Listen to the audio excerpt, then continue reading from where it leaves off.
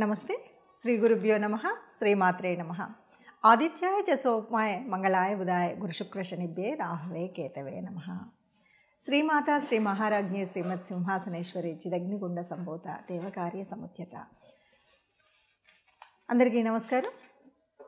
ప్రతి మాసంలాగానే మరి ఈ మాసం అంటే జనవరి 2025 ఫిబ్రవరి మాసం గాను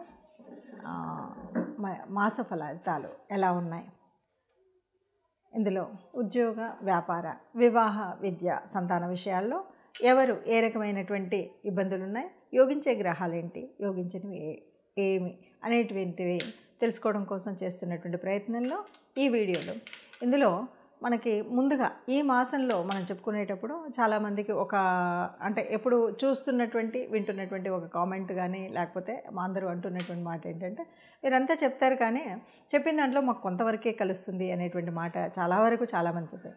ఇది మనం చేసేటువంటిది గోచార ఫలితము. గోచార ఫలితంలో పూర్తిగా ఎగ్జాక్ట్గా అంత ఉండదు. మనకెప్పుడు కూడా ఎవరి జన్మజాతక ఫలితాలు అయితే ఉంటాయో అవి ఎగ్జాక్ట్గా యాక్యురేట్గా చెప్పడానికి అవుతుంది. ఈ గోచార ఫలితాలు అనేవి కొంతవరకు మాత్రమే, అంటే కేవలం 30-40% మాత్రమే ఉంటాయి. దైవవశాత్తు మీకు గనక ఈ వీటితో పాటు జరిగేటువంటి దశ అంతర్దశలను బట్టి కొన్నిసార్లు మనకు చెప్పింది చాలా ఎక్కువగా కరెక్ట్ అనిపించవచ్చు. అయితే ఎప్పుడు కూడా గ్రహస్థితి ఏంటంటే ఏ రకమైనటువంటి గ్రహస్థితిలో ఏ స్థితి ఉంది అంటే ఏవైనా వాటి యొక్క యుతి లేకపోతే దృష్టి వీటన్నింటిని బట్టి మనం చెప్పుకునేటువంటి స్థితి కాబట్టి ప్రతీ నెల మారుతూనే ఉంటాయి. ఎందుకంటే కొన్ని దీర్ఘకాలికంగా చలనం చెందేటువంటి గ్రహాలు ఉన్నప్పటికీ మరికొన్ని ఇప్పుడు చంద్రుడు లాంటి వాడు 2.5 రోజులకు ఒక రాశి నుండి మారుతూ ఉంటాడు. అలాంటప్పుడు మనం ఎలా చెప్పుకుంటాం అనేటువంటిది కూడా ఉంటుంది. కాబట్టి వీటన్నింటిని దృష్టిలో పెట్టుకొని చెప్పేటువంటి ఫలితాలు కామెంట్ చేసేటప్పుడు కాస్త జాగ్రత్తగా చూసి చేయండి. ఇక కుంభరాశి ఇక ఫిబ్రవరి మాసానికి గాను ముందుగా గ్రహస్థితి ఎలా ఉంది ఈ మాసానికి అనేది కనుక చూసుకున్నట్టయితే, గ్రహస్థితిలో మనకు తెలుసు వృషభ రాశిలో గురువు ఉన్నాడు, అలాగే మిథునంలో కుజుడు, ఇక కేతు రాహులు ఇద్దరు కూడా కన్యలో కేతువు, మరి రాహు మీనంలో ఉన్నాడు. ఇక మకరంలో రవి, అలాగే బుధుడు. ఈ రవి బుధులు ఇద్దరు కూడా బుధుడు 12వ తారీఖు మారుతూ ఉంటాడు, రవి 13వ తారీఖు కుంభంలోకి మారడం అనేది కనిపిస్తుంది. ఇక మరి మీనరాశి అని చెప్పుకున్నాం, అందులో శుక్రుడు కూడా అక్కడే ఉంటాడు. ఇది ఈ మాసానికి గాను ఉన్నటువంటి గ్రహస్థితి. ఈ గ్రహస్థితిని బట్టి ఏ ఏ రాశుల మీద ఏ ఏ గ్రహాల దృష్టి ఉంది, ఎక్కడెక్కడ గ్రహాల యొక్క యుతి ఉంది అనేటువంటి దాన్ని బట్టి ఫలితాలు ఉంటాయి. తదుపరి రాశి సింహరాశి. సింహరాశి వారికి 2025 ఫిబ్రవరి మాసంలో ఎలా ఉంటుంది అని చూసినట్టయితే, వీరికి మరి రాష్ట్రాధిపతి అయినటువంటి రవి దాదాపు 13 వరకు మనకి మకరంలో ఉండి ఆ తర్వాత అంటే 14 నుండి కుంభంలోకి మారుతూ ఉన్నాడు. కాబట్టి ఇలాంటప్పుడు మనకి ఎలా ఉంటుంది అంటే కనుక కొద్దిగా ధనం విషయంలో జాగ్రత్తగా ఉండాలి. ఎక్కడైనా ఇన్వెస్ట్మెంట్ చేయాల్సి వచ్చినా లేదు, మనకున్నటువంటి డబ్బుల్ని ఒక్కొక్కసారి మితిమీరిన ఖర్చు చేస్తూ ఉంటాం, అనవసరపు ఖర్చు చేస్తూ ఉంటాం. ఈ విషయంలో జాగ్రత్తగా ఉండాలి. అంతేకాదు ఎవరికైనా ఇచ్చి పుచ్చుకునేటప్పుడు అంటే ఒక అప్పుగా ఇచ్చినా, చేబదులుగా ఇచ్చినా, లేకపోతే సహాయంగా చేసిన ధనం విషయంలో చాలా జాగ్రత్తగా ఉండాలి. ఏది చేసినా కూడా ఒక లెక్క ఉండాలి దానికి. అది లేకుండా చేస్తే ఈ విషయంలో నష్టపోయేటువంటి అవకాశం ఎక్కువగా ఉంది. ఇక ఏదైనా మనం కొన్ని విషయాల్లో కొత్తగా అగ్రిమెంట్స్, అది ఉద్యోగరీత్యా కావచ్చు, ఏదో ఒక ఫ్లాట్ తీసుకున్నాం, లేదా వ్యాపారం కోసం ఒక ప్లేస్ తీసుకున్నాం, వీటిలో అగ్రిమెంట్స్ రాసుకుంటాం కదా. ఈ అగ్రిమెంట్స్ మాత్రం చాలా జాగ్రత్తగా తీసుకోవాలి. అలా తీసుకున్నట్టయితే కొంత ఇబ్బందులు అయితే ఉంటాయి. అంటే ఇందులో ఒక ప్లస్ అండ్ మైనస్ కూడా ఉందండి. ఈ కొత్త అగ్రిమెంట్స్ తీసుకునేటప్పుడు ఇప్పటి వరకు మనం ఏదైనా చేద్దాం అనుకున్నప్పుడు ఈ అగ్రిమెంట్స్ అసలు ముందు కదిలినట్టే ఉండవు, కానీ ఇప్పుడు ముందు కదులుతాయి. కానీ అంటే ఆ అగ్రిమెంట్స్ వాళ్ళు ముందుకు రావడం, అప్రోచ్ అవ్వడం ఇదంతా బాగుంటుంది. కానీ వాటిలో డబ్బు ఇచ్చి పుచ్చుకునే దగ్గర జాగ్రత్తగా సరిగ్గా ఒక పద్ధతిలో చేస్తే చాలా పాజిటివ్గా ఉంటుంది.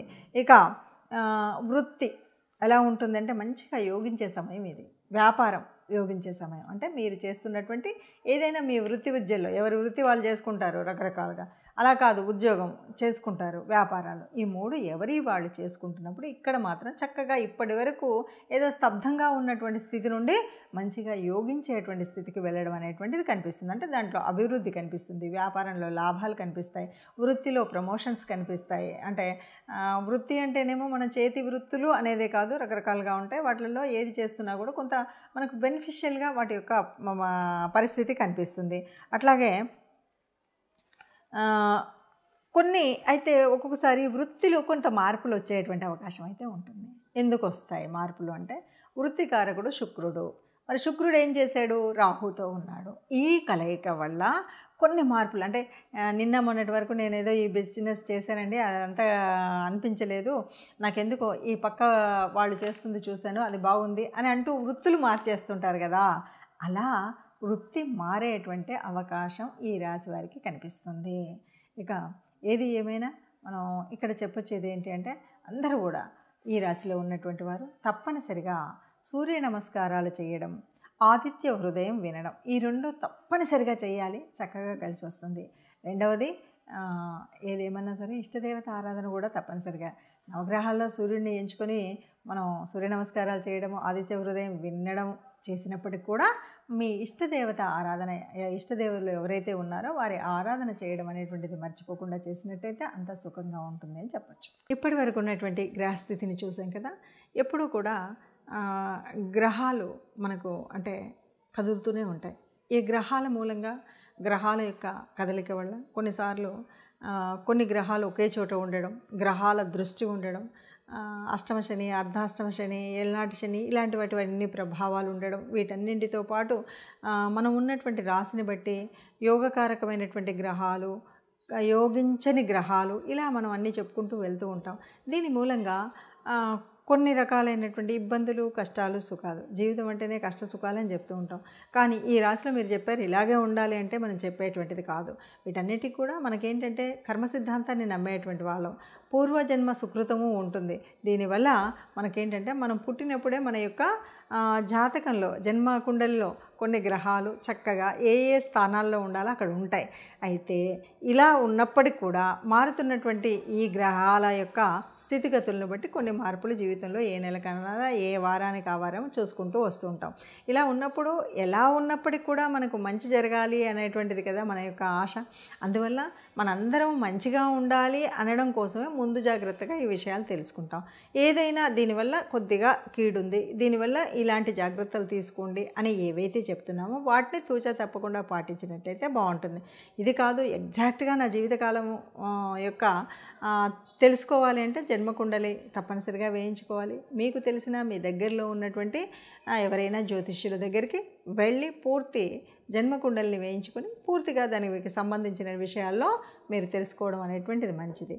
అలా కాకుండా ఇలా కేవలము గ్రహస్థితిని బట్టి మారుతున్నటువంటి వాటిలో అంటే ఈ కోటాను కోట్ల మందిలో ఒక 30% వరకే మనకు దీని యొక్క రిజల్ట్ మనం చెప్తున్నట్టుగా ఉంటుంది.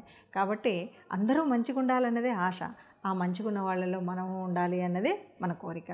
అందరూ హాయిగా, ఆనందంగా, సుఖంగా ఉండాలి. సర్వే జనా సుఖినో భవంతు. నమస్తే.